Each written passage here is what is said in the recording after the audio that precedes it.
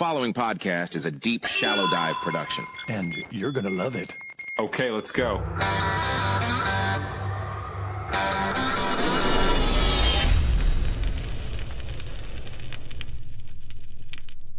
So I'll tell everybody about this in a second, but I just looked and we're at like 1.5 million views on that video. So anyway, listen, everybody, we got a viral superstar today. If you guys have followed the Deep Shallow Dive Instagram page, you may have seen this video from Caleb Dix. It's under Clyde. He goes by Clyde on his IG. And it was a video of him driving around from a recent trip where he went to the West Bank in Israel, Palestine. And so we're going to get into all that. But man, this video was crazy because it showed a unbelievable wall. And again, we're talking about the West Bank now. We're not talking about Gaza. So we're talking about the area that there's not supposed to be any war. And we will get into all that in a minute. But hey, welcome, brother. I appreciate you joining. Yeah, thanks for having me on. No problem. All right, listen, Caleb is another guy that, honestly, it's like you're a little bit of a hybrid in terms of recent people that I've brought on the podcast. And you are a combination of, Christianity, Christian people. Like I've brought Jay Slay USA, this guy, Jeremy Sladen. I just did an episode with a guy named Paul Davis, who was super interesting. And then at the same token, you've been in the military. And so I've done episodes with Josephine Gilbo. I've done episodes with Alan Shabaro, folks that were in the military and that served and obviously now have, real different views on kind of what's going on in the Middle East, maybe what's going on in Ukraine, Russia. And you are a combination of these two. So you grew up, religiously like a lot of people in the United States. And then you also have spent time in the military. And so I'm really excited to have you kind of help us understand the blending of those two. But let's start off with a little bit of background on your childhood and maybe that religious upbringing that you were brought up on. So, like you said, I spent 5 years in the Marine Corps. I was brought up in I guess you could say, small town Iowa. I grew up in Iowa. I actually grew up near the capital of Iowa, which is Des Moines, but I refer to everything in Iowa as small town. Yeah. But yeah, I grew up in a very strict, what I would call Judeo-Christian conservative household. So I had two parents growing up. They're now divorced, but throughout my whole childhood, my parents were together, and I had three siblings, an older brother and two younger sisters. And we were all raised in a very strict Christian home, very conservative. We were actually, I would say, sheltered in a lot of ways and forced down into this box. We were homeschooled our entire life until the age of, college age. And so growing up where I was at, it was absolutely a bubble in so many different ways. We were just we were just kept in these boxes, in these bubbles, whether it was through Christianity, through religion, through our political ideology, our worldview, how we looked at other countries. And so growing up with that sheltered perspective, it always left me wanting to know more. I feel like when I was so sheltered and I wasn't exposed to all these things, that gave me the hunger to join the military. It gave me the hunger to start researching all of this stuff and learn this stuff for myself. So that was kind of the upbringing that I had. And I always talk about this because I need to preface this. I am Christian. I am personally Christian myself. But that didn't come through my faith and my belief in God and in Jesus Christ and in the Bible did not come through my forced teaching. Yes, I was raised in a household where we were forced to go to church every single Sunday. We were forced to believe in the Bible. We never looked at any other perspectives. We were hidden and kept away from theories like evolution, other religions. It was just, this is the Bible, this is God's word, this is what you believe. And so let me ask you a question. I've talked about this with the other guys. Do you remember what Bible you were brought up on? Like, was it the NIV Bible? Was it just the King James Bible? Was it potentially this Schofield Bible that's received a lot of notoriety as of late? Do you remember that? So I am familiar with the Schofield Bible. I don't remember having one of those Bibles in our house. The Schofield Bible specifically, we ran off of the NIV and the King James. My dad preferred the King James version. My church preferred the NIV. However, the Schofield Bible is so prominent in the churches because a lot of these pastors, both my parents went to a Bible college, Moody Bible Institute in Chicago. And at that school, they taught with a Schofield Bible. So whether these churches or whether these individual Christians or not are reading from the Schofield Bible every Sunday, the the the the teachings a lot of times come from and originate from the Schofield Bible in the schools and the institutions, and that trickles down into the churches.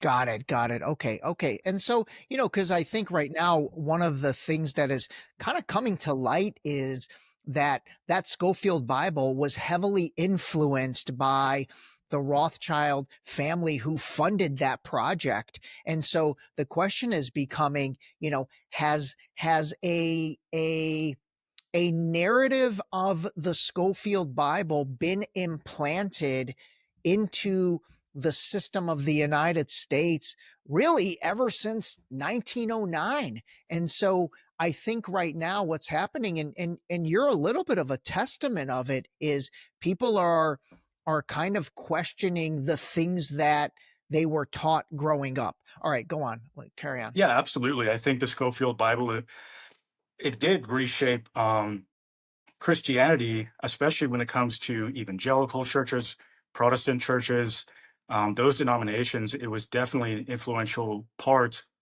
of basically, I guess you could say, Jewifying the church in America. And here's the other thing. We'll probably get into this later, but I've traveled. I've been to roughly 22, 23 different countries Mm. in my life, and I've visited with Christians all over the world.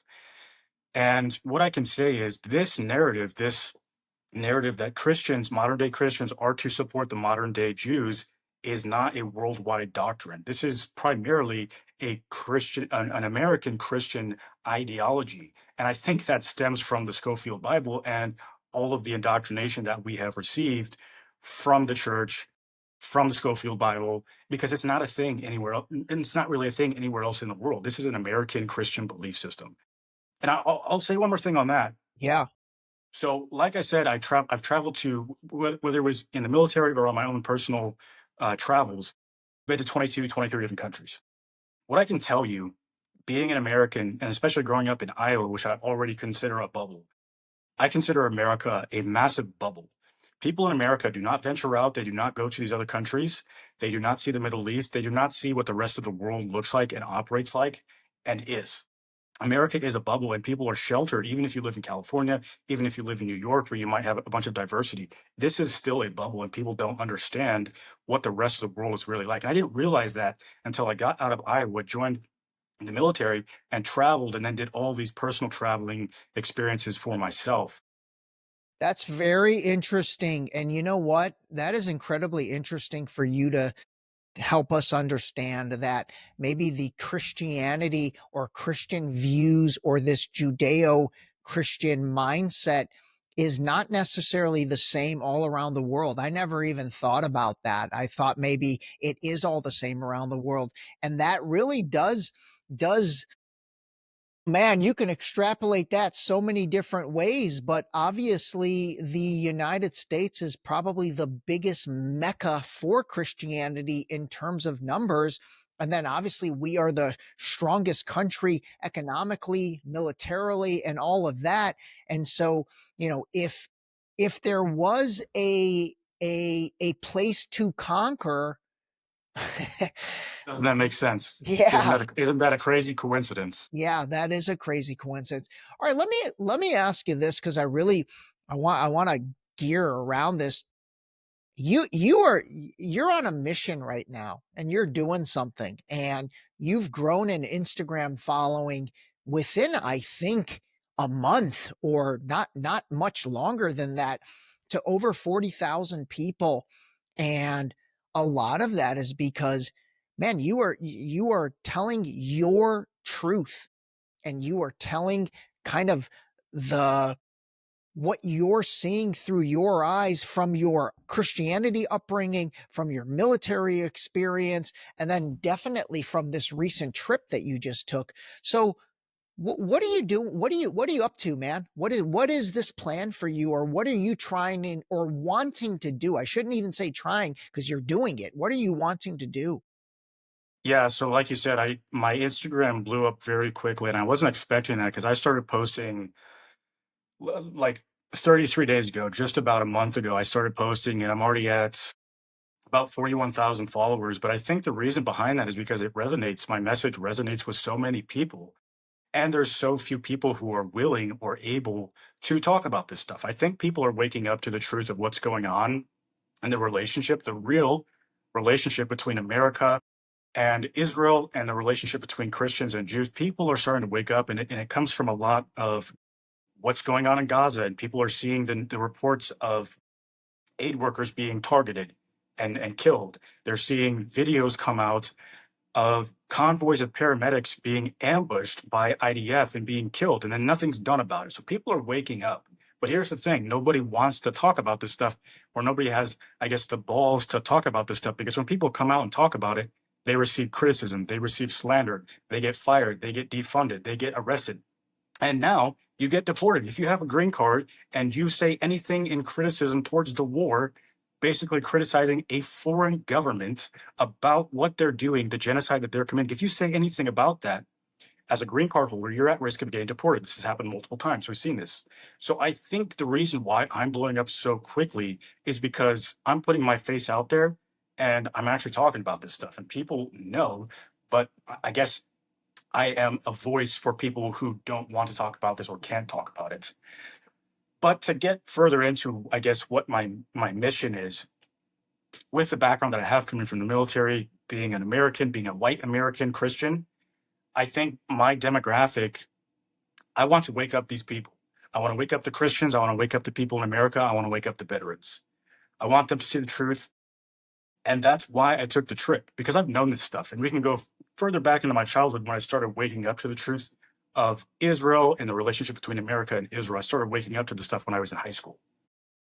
And we spoke about this the other day, but when I was 15, 16 years old, like I said, I grew up in this very strict Christian box in America, this bubble, and I wanted to know more about the truth of what's going on in the world. So I started going down these rabbit holes, and started seeing all this stuff about Israel, and stuff like the USS Liberty, a naval ship that Israel attacked, a U.S. naval ship that Israel attacked, killed 34 Americans.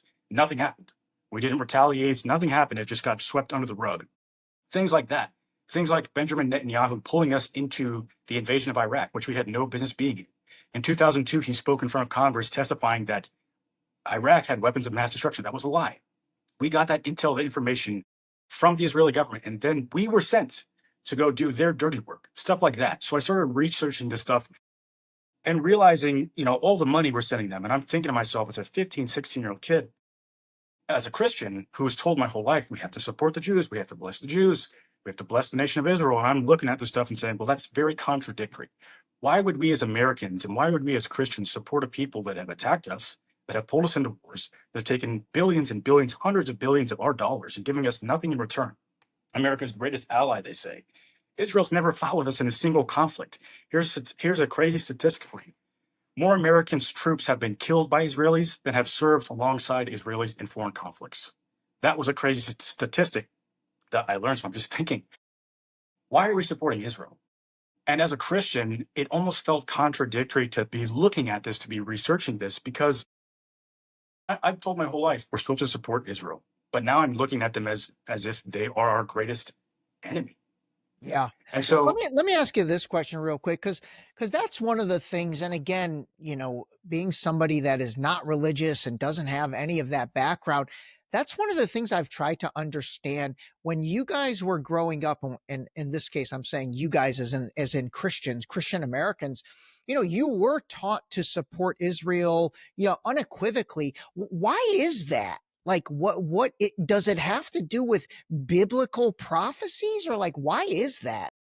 So again, it stems back to the Schofield Bible. This was not an overwhelming belief in churches in America. It really started becoming popularized after the Schofield Bible.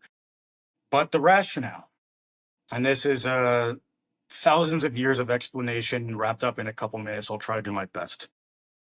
But the history is Christians in America, or whatever Christian, I'll say it this way. There's two types of Christians. There's many types of Christians, but when it comes to the relationship with Jews, there's two types of Christians. There's Christians like me who know the truth and know biblically that we're not called to support the current state of Israel.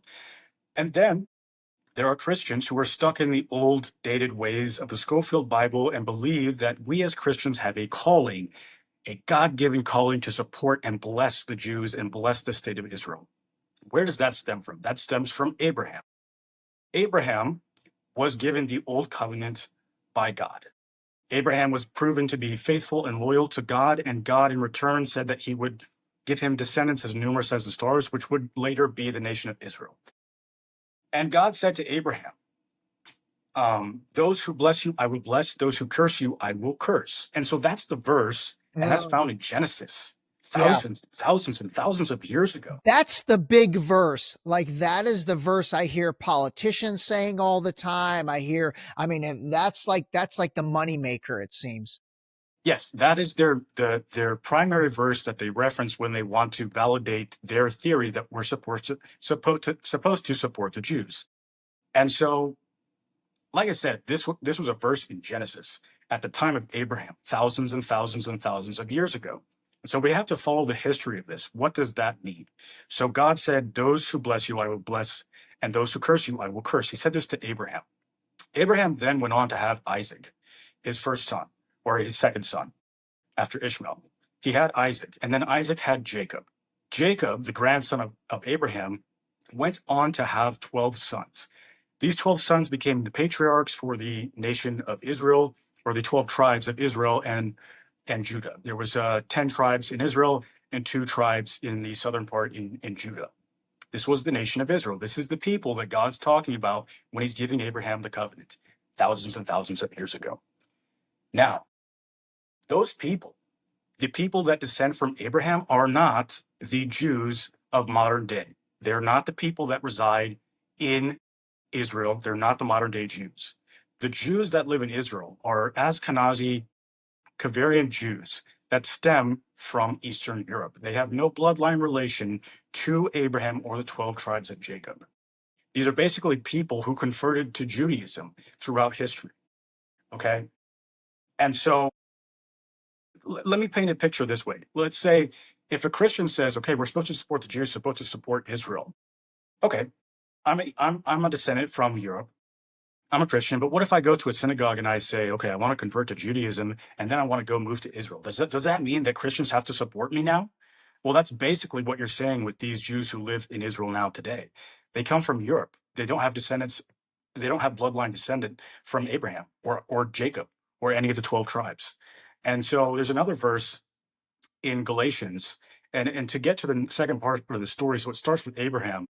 He was given the first covenant, the old covenant from God. Thousands of years of history go by. The Israelites get kicked out of the land multiple times.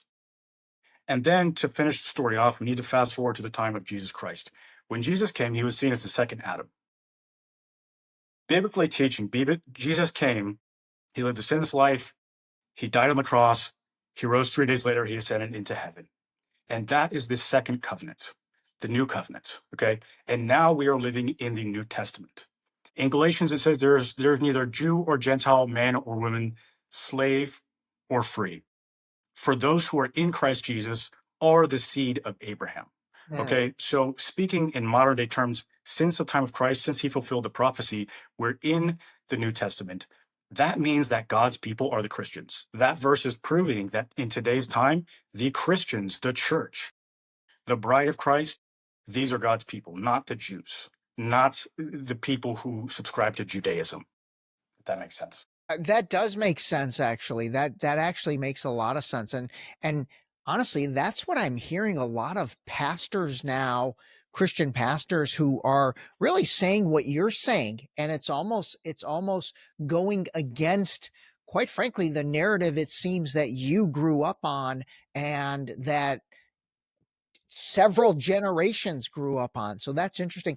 Let's get into what about when you went to the military? Was religion, I guess, a part of that military experience? I mean, like, is religion brought into the military at all? Do you guys go to church on Sundays when you were serving? Like, is there a tie there? Not exactly. In the military, in the military, you're supposed to be apolitical, and we have the First Amendment. So you're allowed to practice whatever religion you believe in. So there's Muslims in the military, there's Jews in the military, there's Christians, there's Buddhists in the military. You're allowed to freely practice your religion, but it's not really a thing to evangelize to other people. You just kind of keep it to yourself. It's your own private life, and you have the right to practice that religion. But as far as the demographic of religious people in the military, it varies. There's pockets of Christians here and there. There's a lot of pockets of atheists. I served alongside a lot of atheists. I served around a decent amount of Christians, even some Muslims. So there's a big diversity of different beliefs in the military. It's not really something that's pushed. I gotcha. And I'm assuming you guys, people in the military, their camaraderie, you know, is around being together in the military. So there's probably not the tension of religion the way there is outside of the military, right? Yeah, it's almost I mean, it's almost a religion, or in the Marine Corps, Yeah. we call it a cult. We call the Marine Corps a cult Yeah. because of that camaraderie, because of that brotherhood. You have Yeah. that right there and of its own. You don't need religion to tie you all together. I gotcha. I gotcha. All right, let's get into this trip, man. Tell us about this recent trip that was only a few weeks ago. So talk us through that. Yeah, so this trip came about. I was there a couple weeks ago. I was there for about a week in the Holy Land, and now I refer to it as the Holy Land because whether you call it Israel or Palestine, it's all the Holy Land to me. And so the story behind that is I had a friend who was getting married in Dubai the week prior. I went to his wedding, and I had been wanting to go to actually Gaza since summer of 2024.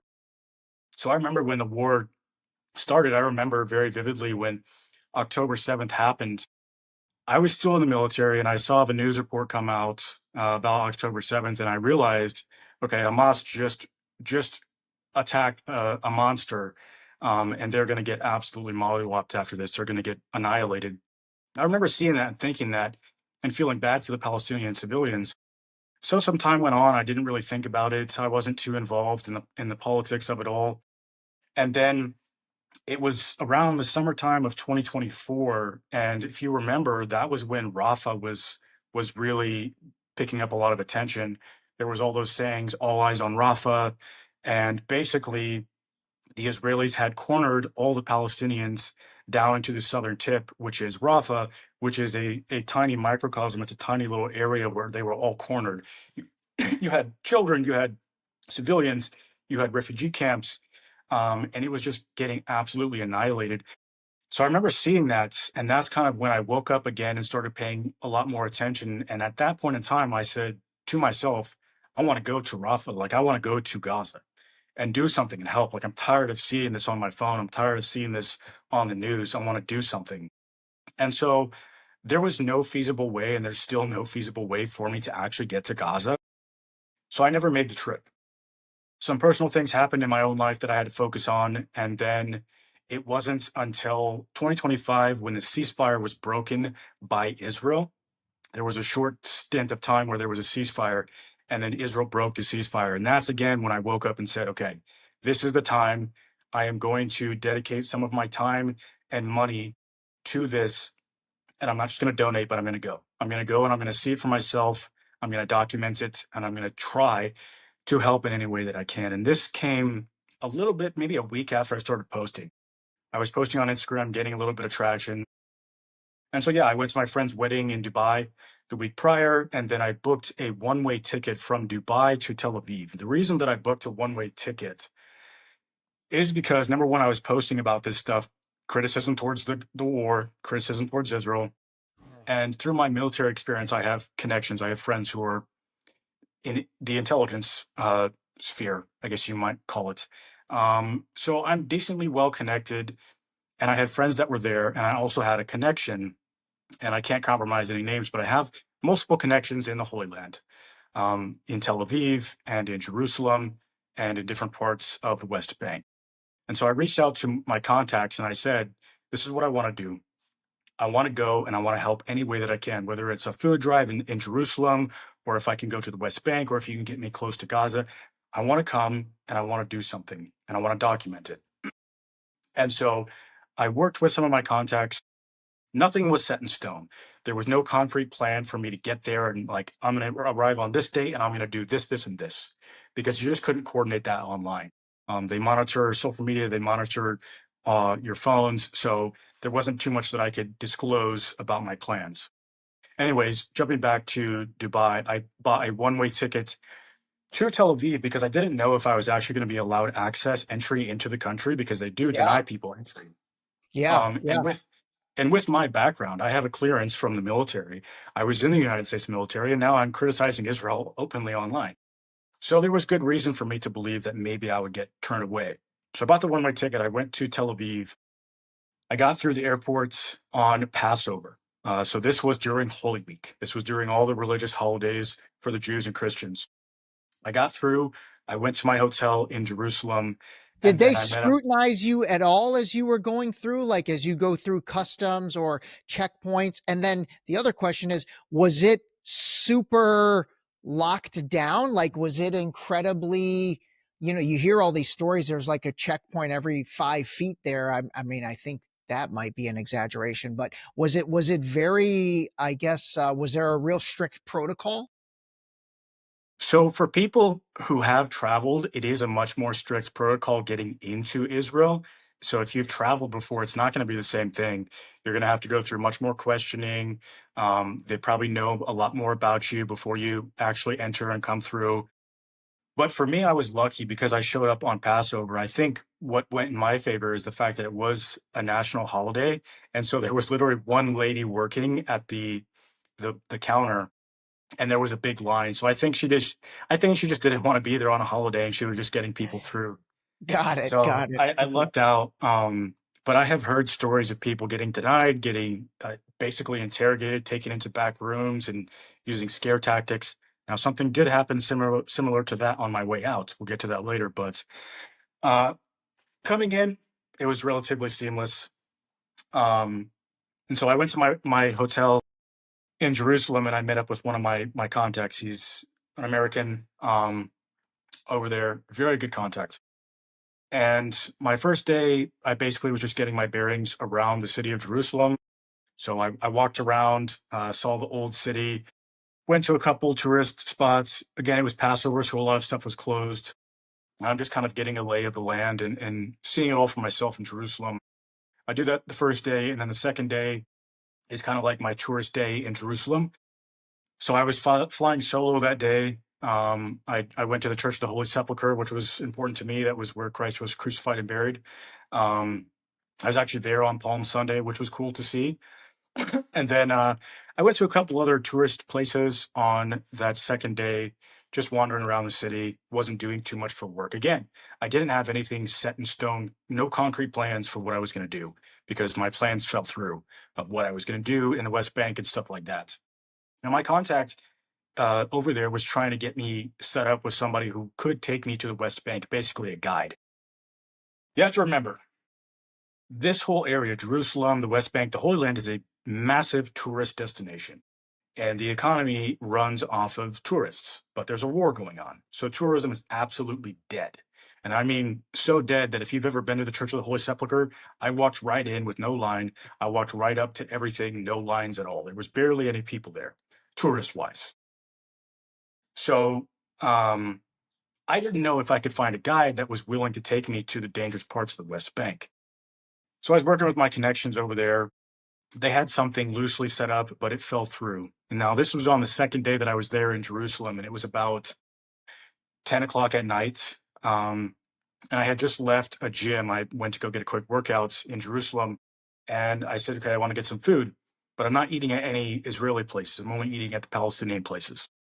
And so I have to walk back to the old city in Jerusalem and find a Palestinian place that's still open so I can get some dinner. So I go in and I find this Lebanese place. I go in and I eat there. And this is kind of where the story gets a little crazy, in my opinion. So I go eat at this Palestinian place, and it's like 10:30 at night. There's like four older And by the way, Palestinian. you're in Jerusalem, or are you in East Jerusalem? Like, I know East Jerusalem is Palestinian, but then is Jerusalem Israeli controlled? Or give us a quick lay of that land. Okay, yes. Jerusalem is technically Palestine. In 1967, the Israelis basically, I guess if you want to say, conquered or took over a large portion of Jerusalem, but it's occupied Palestine. Majority of it is occupied Palestine, but Israel runs it. The government runs it. They own it. It's their city, more or less. But yes, you have a large amount. The majority of the people there are Palestinian. The majority are Arabs. So you have Palestinian quarters, you have an Armenian quarters, you have a Jewish quarters, and these are just areas that are sectioned off for each demographic. Okay, so yes, the east part is the Palestinian quarters, and that's kind of where my hotel was, and that's where I was hanging out most of the time. And so that's where I went to go get dinner that night. And is there a Christian quarter as well? Are there a lot of Christians in that area?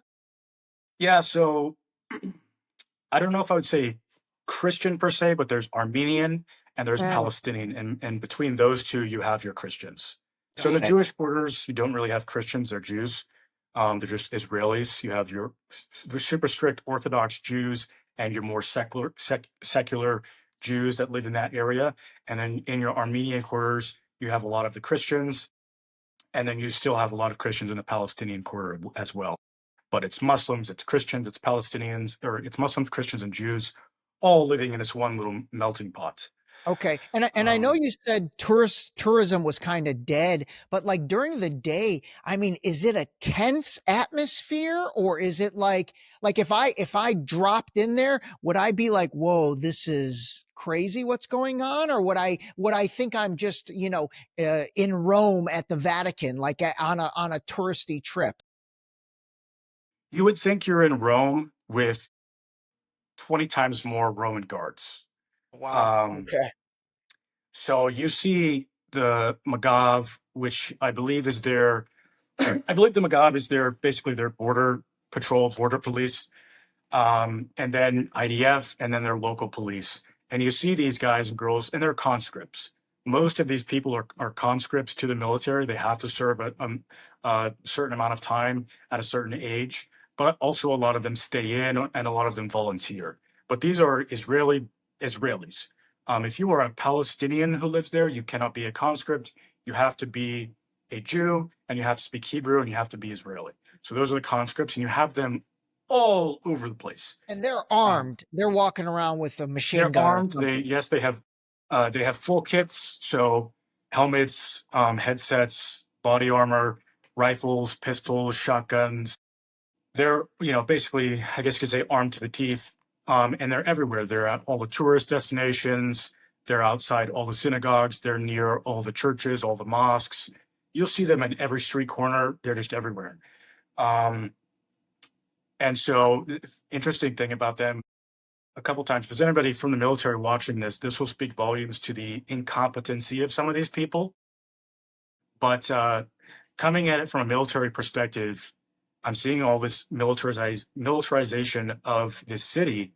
I'm looking at all these guys, and on probably 3 or 4 occasions, I saw either IDF or Magav troop holding their weapon with their finger inside the trigger housing, their finger on the trigger, which if you're in the military watching this, these guys are con 1 or con 3, and they're just sitting there with their finger on the trigger, essentially. So that, if you're in the military, that speaks volumes to the incompetency of some of these people, and the lack of care and we'll get into that later, the type of stuff that they do in the West Bank.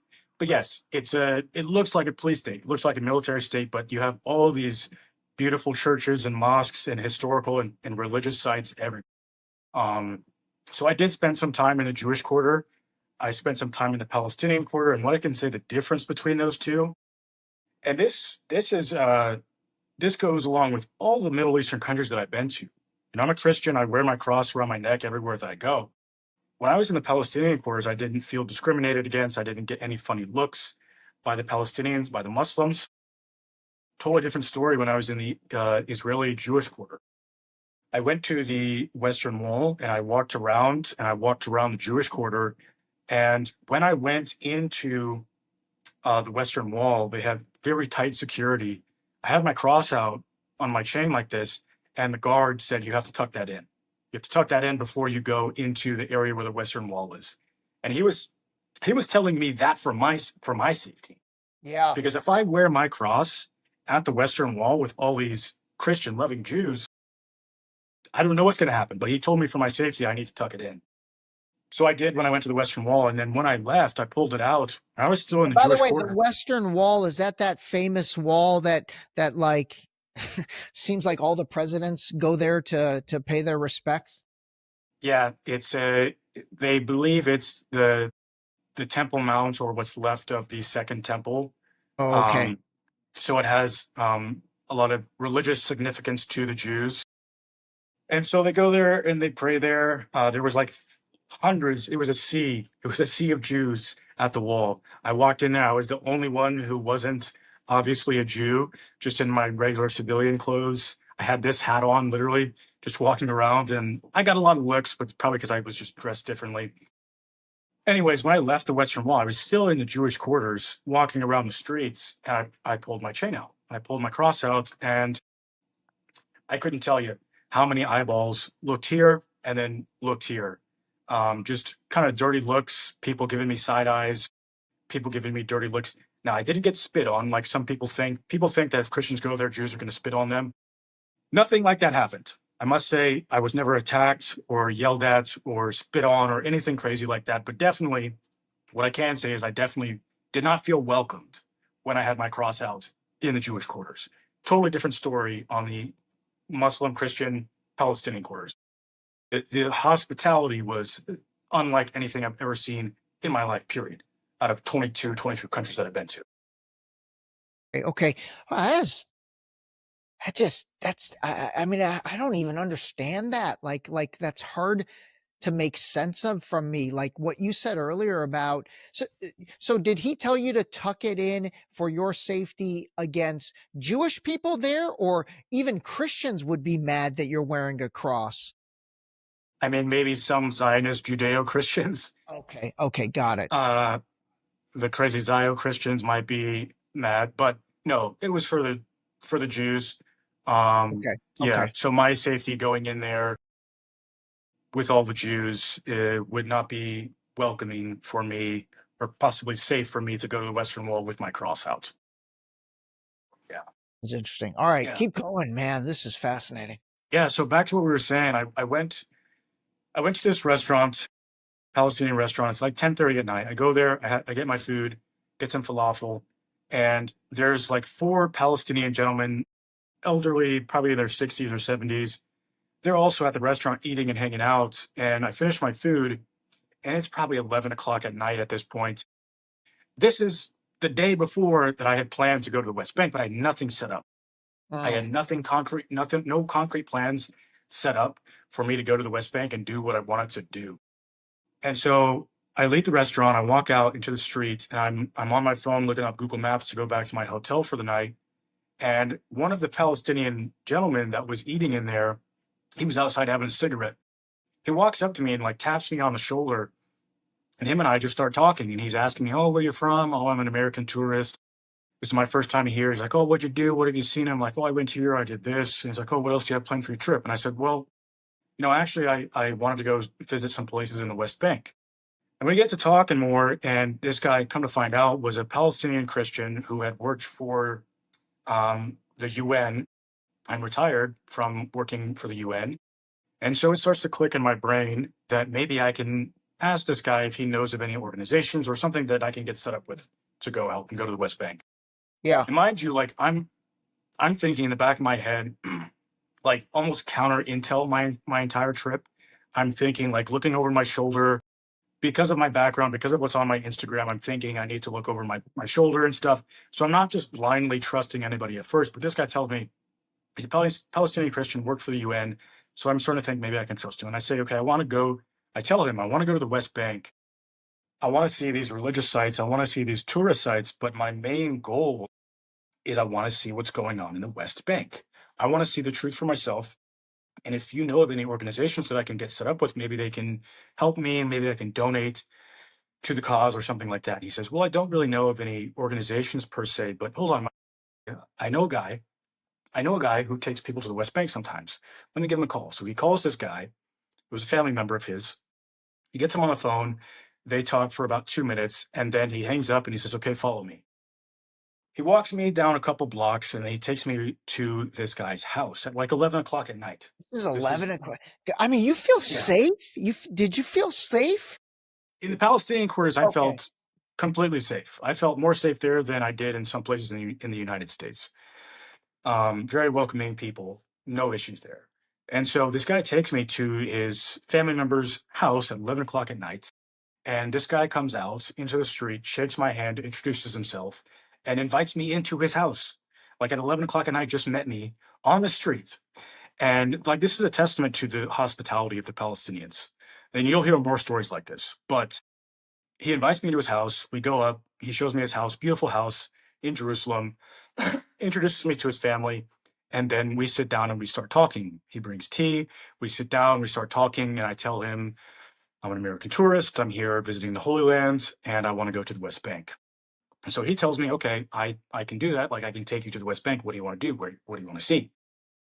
And again, like, I'm treading lightly when I talk to him. I'm like, well, I want to go to Bethlehem. I want to go to Nazareth. I want to see these Christian sites and stuff and so on. And he's like, okay. And he's telling me, like, it's a little dangerous there, but we can go. And I'm like, okay, well, actually, you know, if you don't mind, if you're comfortable with it, I would like to see the dangerous parts. Like, if you're okay with it, take me. I kind of want to see, as well as an American here, I want to see what's going on. Like, I want to see where all my money's going to. And so I told him, if you're comfortable, take me to the dangerous parts. And he kind of leans forward and he says, okay, I can do that. I can take you. And he agrees to take me to exactly everywhere that I want to go. And I also told him that if you can coordinate it or get me in touch with somebody where I can help some Palestinians that are there, that would be great. And so he coordinated a meetup with 9 families for him and I to go visit Gosh. with in the West Bank that night. Like, he stayed up that night and coordinated a situation where we could go visit 9 families that live in the West Bank, Palestinians. And so I go back to my hotel. He picks me up the next morning at about 8 a.m. and we go into the West Bank. And so when you leave Jerusalem, Jerusalem is right next to the West Bank. When you leave Jerusalem, going into the West Bank, easy peasy, no problem. They don't have any issues with people going into the West Bank from Jerusalem. Coming out of the West Bank is a completely different story. It's like leaving a country with much more restrictions. So we go in there, and in my mind, and in this guy's mind, he knows that I want to see stuff. So as we drive in, he's pointing out Palestinian towns. He's pointing out settler towns. He's pointing out the apartheid wall. He's pointing out checkpoints. He's giving me the dynamic and the lay of the land and how things work here. And as we're driving through, you can see, there's 700 checkpoints. There's 700 Israeli checkpoints in the West Bank. 700? And the West Bank is small, right? Like, It's tiny. The entire map of the Holy Land is roughly the size of New Jersey, and the West Bank is a little chunk of that. So if you can imagine, West Bank is tiny. It's teeny tiny, and there's 700 checkpoints in the West Bank, controlled 100% by the Israeli government. And so he's telling me there's 700 checkpoints here. We might hit some checkpoints. When we drive past the checkpoints, he's pointing them out. I'm taking videos. I'm taking pictures of everything, documenting everything. And you could see up on a hill, you would see a Palestinian neighborhood, which was just super run down. And you could see parts of the buildings were knocked down by bulldozers. And it just looks like a bad neighborhood, like run down neighborhood. And then over here on this hill, you have a brand new, very nice Israeli settlement, illegal Israeli settlement, because this again is the West Bank. This is Palestine. There's no argument here about, is this Israel? Is this Palestine? Jerusalem? Is it Israel? Is it no? This is the West Bank. This is Palestine. No questioning it. You can ask the UN. The UN will say, this is Palestine. It's occupied by Israel, but this is Palestine. And the Israeli government controls it 100%. So I'm seeing these Israeli settlements all over the place. And basically what they will do and what they've been doing since 1948 is they're just encroaching further and further into Palestinian land. And so what they will do is they will knock down Palestinian homes, level entire neighborhoods owned by Palestinians, and then they will build atop that their Jewish settlements, their Israeli settlements. And these are Israeli civilians. And in some cases, these are American Jews that move there and are incentivized to move to the West Bank and prop up in these settlements. And the settlers are subsidized by the Israeli government. These people don't work. The Israeli government subsidizes and pays for their entire lifestyle. They don't work. And guess where that money's coming from? Me and you. Me and you, Yeah. brother. Yeah. And so we're seeing these settlements. He's telling me the dynamic of them. And so we drive further in, and the first stop we make is at a place called Shiloh. Now, Shiloh, for anybody who is religious, has an Abrahamic religion background, this is the place where the tabernacle was in the Bible and the Ark of the Covenant. So it's very significant to the Jews, also to the Christians. I'm not sure how the significance of it for the Muslims, but for Jews and Christians, this is a very significant historical site. And so we go there, and he's showing me this kind of as a tourist, showing me the site. And it's a historical site that's completely run and operated by Israeli settlers. And I remember for the first time seeing an Israeli settler at Shiloh who was armed. So in Jerusalem, you will see civilians walking around with M4s, AR-15s with rifles. And these are just people in civilian clothing, just civilians who are armed in Jerusalem. You'll see it all over the place. But this was my first time seeing an armed Israeli civilian in the West Bank, in somebody else's country. And so I saw three men with their families in civilian attire here at this place in Shiloh in the West Bank, who were armed, had an M4 slung around their shoulder, a loaded M4 AR-15 style rifle slung around their shoulder. And to get further into that story, so the Israeli settlers are subsidized again and incentivized to move to the West Bank and prop up these settlements. Not only are they given all that by the government, but they're armed by the Israeli government.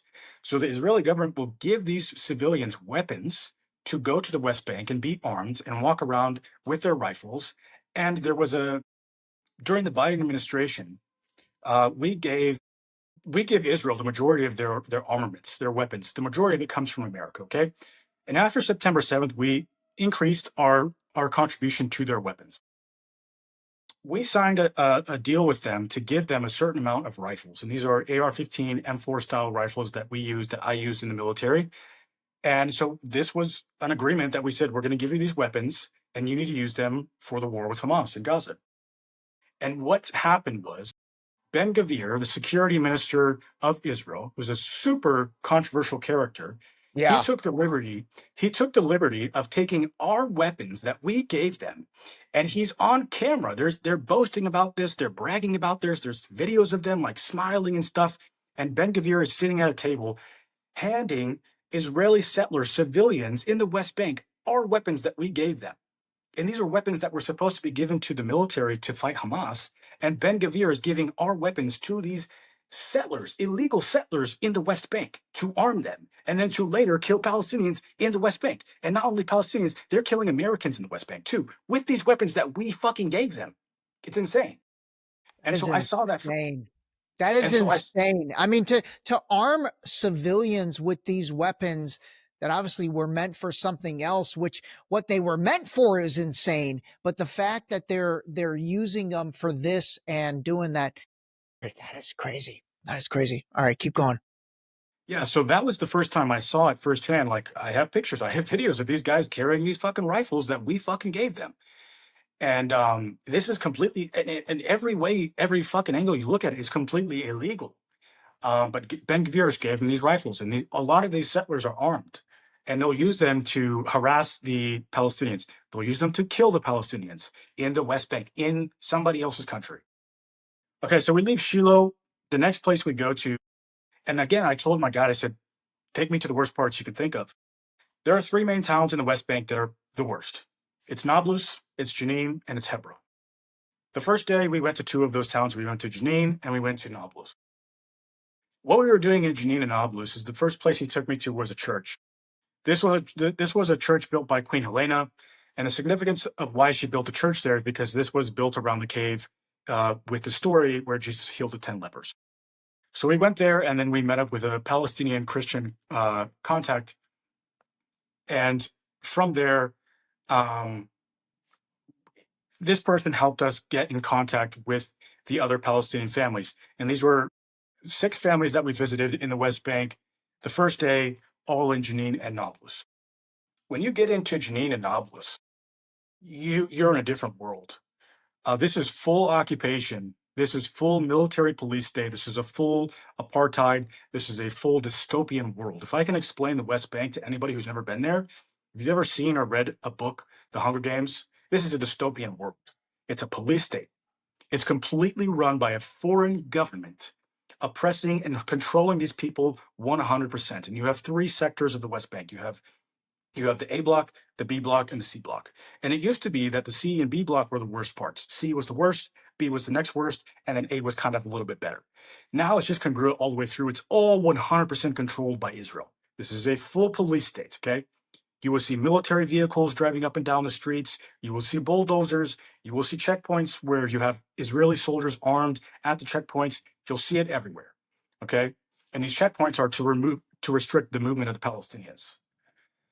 So we get to Jenin, and I think we went to Nablus first. And I remember my guide telling me he was shocked that we were in Nablus and didn't have any issues. He was shocked that we didn't have any issues with the Israeli government, and he knew this was a dangerous part. He told me that. He said, well, we shouldn't go down this road. We should avoid this because these are dangerous parts. There's raids that go on there. There's Palestinians that get killed there, arrests that happen all the time, a little bit of rock throwing, stuff that goes on there. It's a bad area. And when you go there, you can see it firsthand. You'll see buildings that have been knocked over. You will see in the road, you'll see tank track marks that have destroyed the streets, destroyed parts of the city. And so when we get there, we go to a grocery store and we buy a bunch of food. And the plan is, this is like off the cuff. We just made this plan the night before of what I was going to do to like go help these people, whatever I could. So we go to a grocery store, we buy a bunch of food, and we get some cash out. And the plan is we're going to go to these houses, we're going to drop off the food and money, and then we're going to visit with the families. And I'm going to speak to them, and I'm going to get to know them and their story. And so we go to the first house, and here's what I can say. And these are these 9 families that he had. Like who found these families? He knew them. People through people. Okay, yeah. Got it. Okay. And are they Christian Palestinians? So the first day it was 6 Christian Palestinian families. The second day it was a mixture of Christian and Muslim families. Okay. But these are Palestinian families that live in the West Bank. They've lived in the West Bank their entire life. Got it. Their generation from generation grew up there. And so we go to the first house, and we go in, and I'm not going to speak too much about the families again. I don't want to compromise anybody here, but yeah. And by the way, your goal was you wanted to get their perspective, right? Like, you just wanted to understand what life was like, and maybe even what life has been like the past 18 months when October 7th happened from their perspective. Exactly. So number one, I wanted to go and see everything for myself. Yeah. But I actually wanted to talk to people who experience this every single day and have experienced it their entire life. So we go and we visit the first family. And what I can say about all the families that was congruent, a couple things. But the thing that stood out to me, the most profound thing that stood out to me is the sheer hospitality, the kindness of these people, the generosity of these people, the love that they share. They welcomed me into their home, and these are just very generous, nice, hospitable people. And there's a picture painted of them that the Israeli propaganda machine gives us, that they're all terrorists, that they're all evil Muslim terrorists. And unfortunately, the United States population, and especially the Christian population, has bought that fucking lie for decades. And this goes for all Muslims. I've been to about 5 different Muslim countries, and I'm not here to support Islam. I'm Christian, but Muslim people are not all radical terrorists. The vast majority of them are very nice, hospitable people. I've experienced the most hospitality in my life from Muslims, believe it or not. But they wouldn't want you to believe that.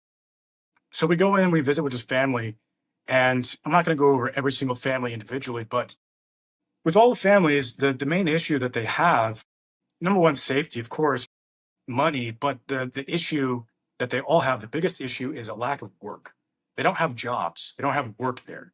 In the West Bank, the tourist economy is dead.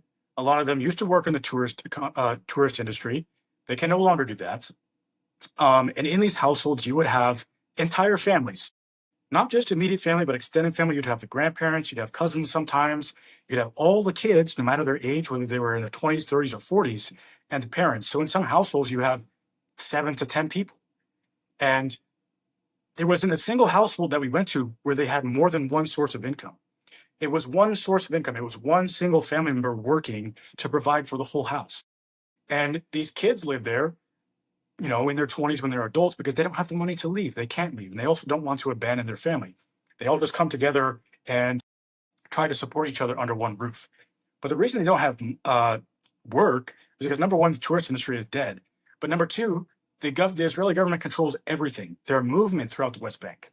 Okay, if they want to get if they're a carpenter or something, or they have some sort of trade, they need to get a license, a permit from the Israeli government to fucking build in their own country. And it's very difficult for them to get. So if you build houses for a living, you have to go ask a foreign fucking government if you can build a house on your land. And oftentimes they don't let them do that because they want to push them out. They don't want Palestinians building. They want Israelis building. And they want the Palestinians going out. So they don't let them do stuff like building. And then also, it's very difficult for them to find work in the West Bank because the economy's dead. And if they want to work outside of the West Bank, they have to go to Jerusalem. It's next to impossible for a Palestinian to get permission from the Israeli government to leave the West Bank to go fucking anywhere, especially Jerusalem. And so if there was one case, one woman that I met in all the 9 houses who had permission to work in Jerusalem. She was like a cleaner or something like that, a maid, and she worked in Jerusalem. But everybody else had to find ins and out jobs in the West Bank. And let's say you live in Nablus, but you want to work in Bethlehem. Shouldn't be that fucking far away. This is the West Bank. It's teeny tiny. But if you want to drive from Nablus to Jerusalem, it might take you 15 minutes with no traffic, but there's 700 fucking checkpoints in the country. So it might take you 2.5 hours just to get to fucking work. And that was something that I heard, stories that I heard where people had to take back road, fucking desert, off-road tracks to get to work, and it took them 2.5 hours just to get to work. Stuff like this. So it's very difficult for these people to have jobs. And this is all inside the West Bank, all inside the geography we consider the West Bank. And then Jerusalem technically is not inside the West Bank. It's right next to the West Bank. And what you said earlier, getting from Jerusalem into the West Bank is no problem, but getting from the West Bank out to Jerusalem or to anywhere in order to try to work or in order to try to do anything, you've got tremendous checkpoints. You've got a total lockdown situation. And so the concept of even being able to do that seems so difficult. Next to impossible. It's next to, even if they have family members, let's say, because this is a common thing too. You might have a cousin. If you live in the West Bank, you might have a cousin that lives in Jerusalem, but you can't go visit them. If your grandma's dying on her deathbed in Jerusalem, you can't go to her funeral. Stuff like that. That stuff is just normal life. That's crazy. I didn't know the West Bank was locked down like that. I thought Gaza was locked down like that. I thought all of the open air prison talk and all of the, I guess the things that I've heard, I thought that was more applicable to Gaza. So it's fascinating to learn that the West Bank is exactly like that, because I thought the West Bank was, technically controlled by the Palestinian Authority, the PA, who again I think is in cahoots with Yeah. Netanyahu anyway. So okay, maybe And that and, does and make it's sense. interesting that you say that. I do believe the same thing, that they are a little bit corrupt and in cahoots, if you want to call it that. But to play devil's advocate, they kind of get their arm twisted by the Israeli government. They're not going to get funding if they don't follow orders, if they don't do what they say. So in a way, yes, they might be corrupt in some ways, but again, the Israeli government is also twisting their arm. The PA, the PLO, which is the governing body for the Palestinians in the West Bank. Again, Hamas, who we're fighting, is in Gaza. They're not in the West Bank. Yeah, yeah. So why do we have How this far is military occupation in the West? how far is the West Bank from Gaza? Do you have any idea? It's on the complete opposite side of the country. So Gaza is on the west coast, bordering Egypt and the Mediterranean, and then the West Bank is all the way on the east, and it borders Jordan and the Dead Sea. Got it. Yeah, yeah. Are So they like 3 hours apart? Maybe like a few hours apart, though, few right? hours, three or 4 hours, yeah. Okay, got it, got it, got it. Um, Okay, okay. So let me ask you this.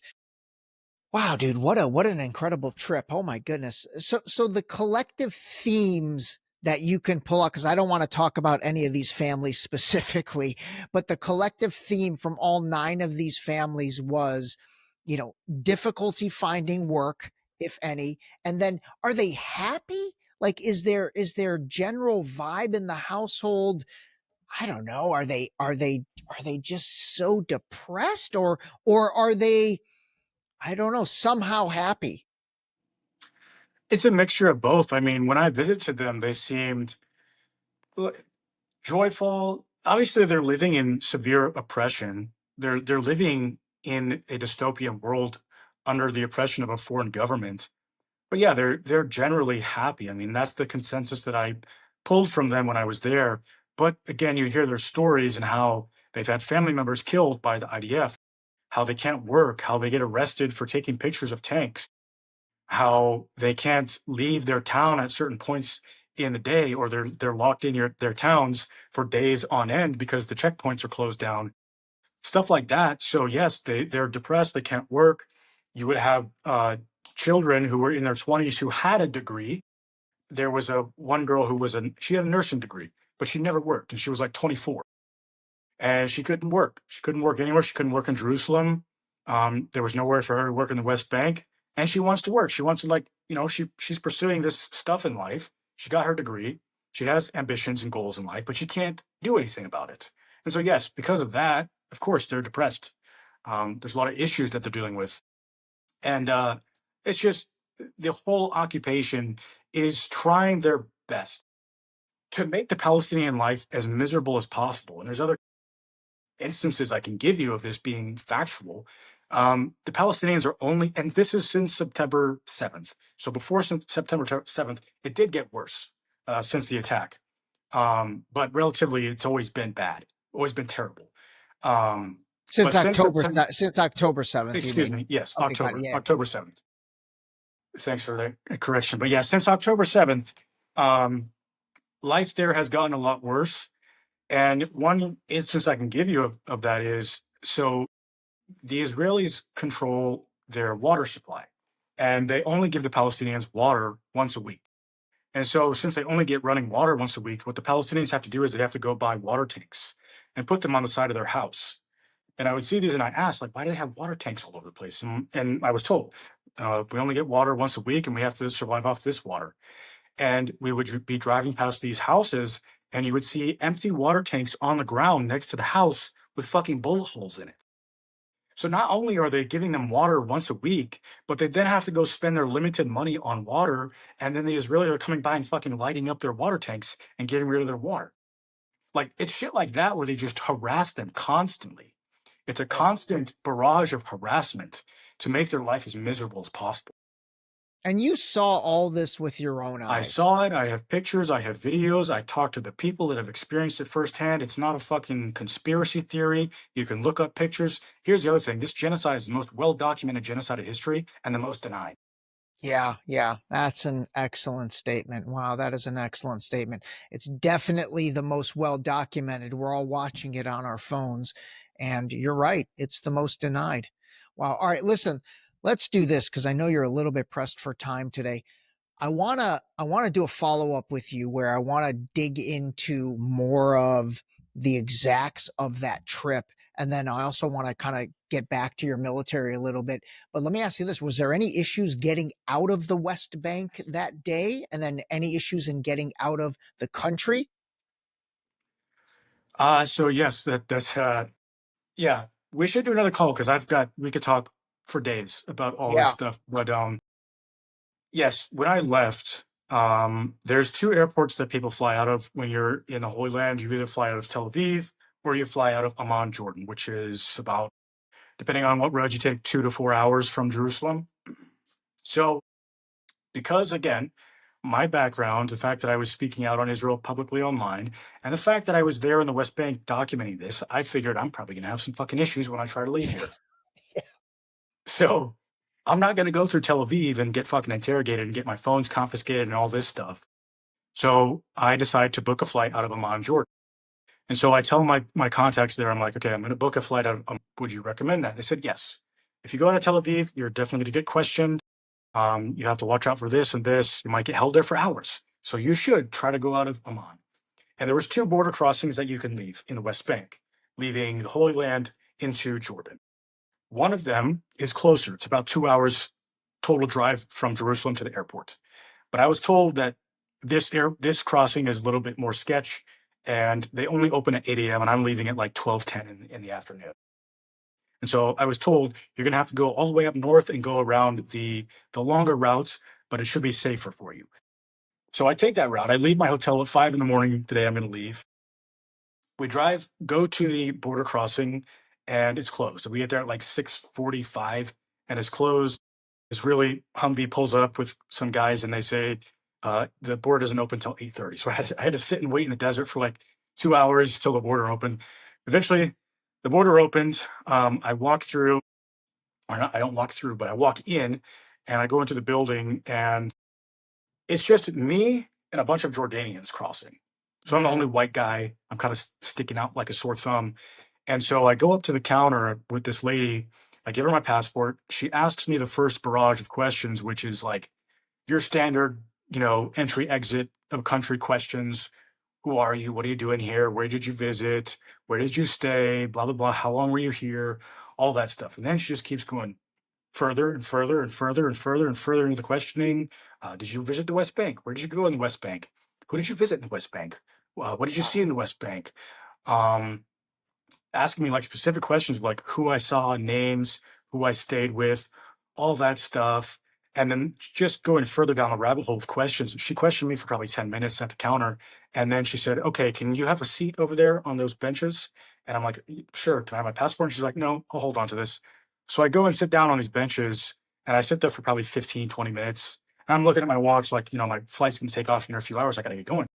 And so I'm sitting on these benches, and this Magav guy walks up to me. He's one of the border guard guys, and he's got tactical clothing on with a pistol on his hip. Walks up to me and he says, "Hey, I need you to follow me." So I grab my bags, I follow him, and I follow him into this open corridor of the building where I was at, and I get surrounded. I get surrounded by four guys with rifles. And we're in like this diamond formation where they're around me like this, and I'm in the middle. So I'm Mhm. standing in the middle of these four guys, and they're facing me with their rifles, just standing there. It's like this like staring match. I'm looking at all of them. They're not saying anything. And then one of them says, okay, follow me. And then we turn around and we walk to this back room, and we're in formation. Like the four dudes are around me like a force field with their rifles. They're playing a scare tactic. They're trying to mess with me. They're trying to get in my head. I know this. And I'm just like, okay, come on, we need to get this over with. I need to get to my flight.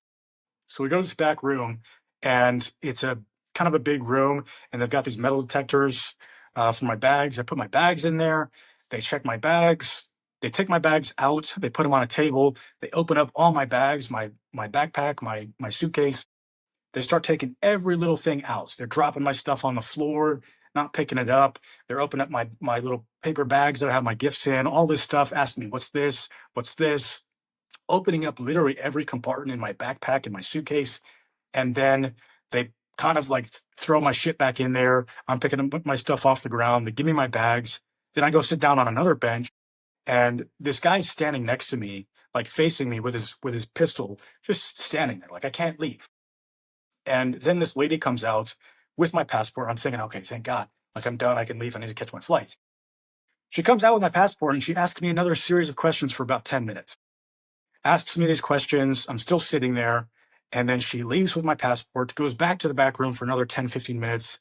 And then finally she comes back out with my passport and she's, okay, you're good. You can go. And I had to go back around and get back in line to go through the border. Eventually, like I missed my flight in Amman. This is a whole You nother missed your side. flight? You I missed missed your my flight in Amman. I missed my flight in Amman, and I got stuck in Amman for 24 hours, which is a whole nother side quest story too. But yeah, so that was the story of me leaving. So for anybody who wants to go, I don't know. People have asked me, like, should I leave from Tel Aviv? Should I leave from Amman? I'm like, I don't know. I don't know if any part is better. You're probably going to get questioned and fucking interrogated anywhere you go. All right. We're going to do another episode together. We have to get into a bunch more stuff. Overall, though, I will say, man, this has been eye-opening for me, and I know it's going to be eye-opening for anyone that watches it.